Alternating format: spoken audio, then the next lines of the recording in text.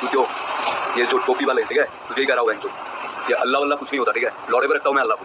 तो गाइस पहले आप लोग वीडियो को पूरा देखिए, उसके बाद में कुछ बात करेंगे, क्योंकि बिना देखे बात करेंगे तो अनभक्तों का बुरा लग जाएगा और मजा भी नहीं आएगा। तो गाइस पहले आप लोग वीडियो को पूरा देखिए। चूतियो, ये जो टोपी वाले ठीक है, तुझे ही कह रहा हूँ बहनचोद, ये अल्लाह वल्लाह कुछ नहीं होता ठीक है, लौड़े पे रखता हूँ मैं अल्लाह को, लौड़े पे रखता हूँ ठीक है, देखता हूँ बहनचोद कितनी दूर जा सकता है, एक एक को काट के फिरूंगा ठीक है। चुप रहो, तुम चुप रहो, एक एक को काटता फिरूंगा। তো গাইস আপনারা নিশ্চয়ই ফুল ভিডিওটা দেখে বুঝতে পারলেন যে এরকম ভাবে বলছে আল্লাহ আল্লাহ কুছ নেই হতা है, আরে চুতিও এরকম ভাবে এগুলো কথা বলছে, বুঝতে পেরেছেন? তো আমি এই গোবর ভক্তকে একটা কথাই বলতে চাই যে দেখ, অন্য জাতিকে টার্গেট করে কথা বলতে লাগে না, ঠিক আছে?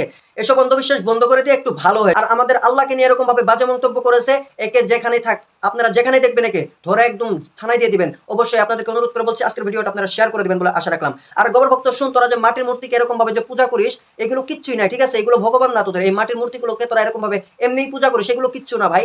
এসব বন্ধ করো, ঠিক আছে? এইসব অন্ধবিশ্বাস বন্ধ করে দে, বুঝতে পারছিস?